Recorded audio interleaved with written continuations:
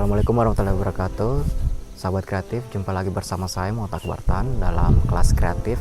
Nah, kali ini materi yang akan saya bawakan yaitu materi tentang panning, zooming, dan juga freeze. Nah, sebelum kita lanjut masuk di materi, saran saya kepada sahabat kreatif untuk supaya bisa menonton video sebelumnya yaitu segitiga exposure, karena materi ini akan sangat berkaitan dengan segitiga exposure nantinya. Nah, untuk sahabat kreatif yang sudah menontonnya, langsung saja kita akan masuk di materi pertama yaitu panning. Panning adalah salah satu teknik fotografi yang biasa digunakan untuk memberikan kesan objek tersebut seolah-olah seperti bergerak.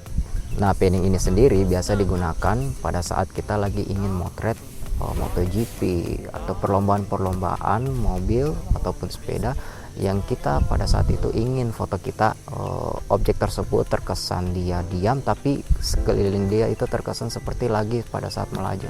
Untuk panning sendiri saya biasa menggunakan settingan shutter speednya 1/60, lalu bukaannya itu saya tergantung pada area fokus yang saya inginkan berapa, dan ISO pun itu tergantung pada intensitas cahaya pada saat waktu saya memotret. Nah, di sini saya memberikan salah satu contoh bagaimana cara memotret untuk foto panning. Nah, cara untuk memotret foto panning sendiri itu cukup menarik. Kenapa? Karena kita harus mengikuti objek foto yang akan kita potret. Nah, seperti pada contoh video ini, di mana kendaraan motor itu berada di kanan yang ingin menuju ke bagian kiri saya. Nah, dari arah kanan saya akan mengikuti sepersekian detik untuk supaya memastikan bahwa laju kendaraan tersebut itu sesuai dengan apa yang saya pikirkan. Nah, objek kendaraan ini harus saya pastikan dulu untuk berada di tempat yang saya inginkan dan dia tidak boleh ada keluar dari area fokus yang saya tentukan. Semisal pada video ini saya tempatkan dia berada di tengah. Nah, ketika saya mengikuti arah dari kanan sampai ke kiri, saya akan memperhitungkan sepersekian detik dulu memastikan kecepatannya itu tepat pada saat saya ingin mengetik tombol shutternya. Nah, pada saat saya sudah pastikan, lalu saya akan mengetik tombol shutter tersebut, lalu mengikuti sampai di mana shutter tersebut selesai memotret. Teknik panning ini sendiri selain dia tricky, hasilnya pun biasanya kadang kita bisa dapat sesuai dengan yang kita inginkan, dan biasanya juga ada beberapa hal yang salah teknis pada saat kita memotret.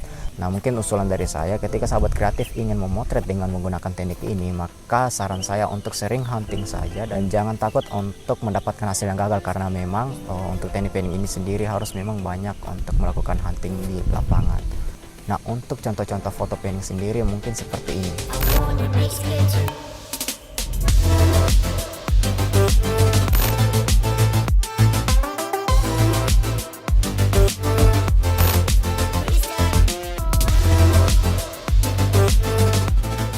Nah, oke, selanjutnya kita akan masuk pada materi yaitu freeze. Nah, freeze ini sendiri itu berbanding terbalik dari panning, karena panning kita menggunakan slow speed sedangkan freeze menggunakan high speed. Nah, kenapa kita harus menggunakan high speed? Karena memang pada saat kita motret freeze itu kita ingin objek tersebut terkesan beku. Nah, untuk teknik freeze sendiri itu biasa kita gunakan salah satunya pada saat kita ingin memotret dengan konsep levitasi. Nah, untuk teknik freeze sendiri ini biasanya saya menggunakan shutter speed itu dari angka 1/1000 sampai 1/4000 tergantung pada kecepatan dari objek yang nantinya akan bergerak. Nah, untuk settingan freeze ini sendiri biasanya saya menggunakan bukaan itu tergantung pada area fokus yang saya inginkan dan ISO pada intensitas cahaya yang saya butuhkan.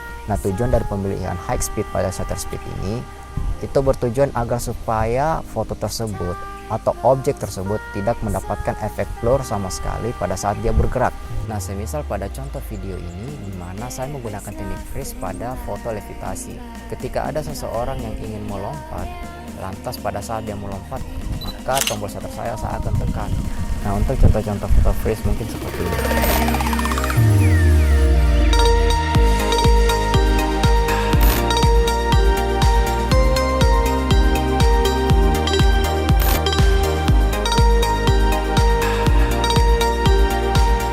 Nah, selanjutnya yang terakhir yaitu teknik zooming. Nah, untuk foto zooming sendiri itu tidak jauh beda settingannya dengan settingan pada saat kita ingin memotret foto panning.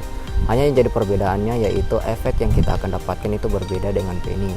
Teknik fotografi zooming ini biasanya digunakan untuk pada saat kita ingin memberikan kesan foto kita seperti ingin menuju ataupun seperti ingin menjauh dari objek yang kita foto. Nah, biasanya untuk foto ini sendiri itu hampir sama dengan settingan teknik panning sendiri, hanya pada saat cara pemotretan kita itu berbeda. Teknik panning kita mengikuti arah kendaraan tadi, semisal dari kanan ke kiri ataupun dari kiri ke kanan. Nah, untuk teknik zooming ini sendiri itu kita hanya menggunakan lensa untuk zoom out ataupun zoom in untuk memberikan efek tersebut. Nah, semisal pada video ini settingan yang saya gunakan itu hampir sama dengan teknik panning, yaitu shutter speednya yaitu 1/60. Untuk bukaan dan ISO nya sendiri itu tergantung pada intensitas cahaya dan area fokus yang saya inginkan sendiri.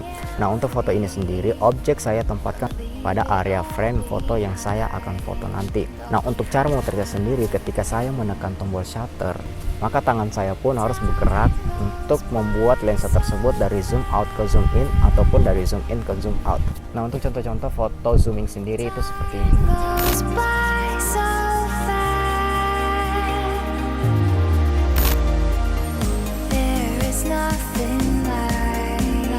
Nah, itu sedikit materi dasar tentang apa sebenarnya panning, zooming, dan juga freeze. Pesan saya kepada sahabat kreatif untuk sering hunting, sering motret di luar sana, dan terus kembangkan ilmu Anda lewat praktek dan berbagai kajian keilmuan fotografi itu sendiri. Penting digunakan untuk supaya insting kita pada saat motret itu dan pikiran kita itu mampu mengeksplor berbagai hal. Salah satunya seperti ketika kita menggunakan teknik panning, zooming, dan juga freeze. Tetap terus saksikan dan nantikan kelas kreatif selanjutnya dengan berbagai materi yang lain. Dan jangan lupa untuk subscribe channel RH Kreatif ini, karena dengan kalian mensubscribe channel RH Kreatif ini, maka kalian mendukung RH Kreatif untuk terus memberikan video-video yang tentunya menginspirasi, mengedukasi, yang tentunya bisa membuat kita termotivasi untuk terus bisa berkarya ke depannya. Nah, terima kasih untuk waktunya. Salam kreatif.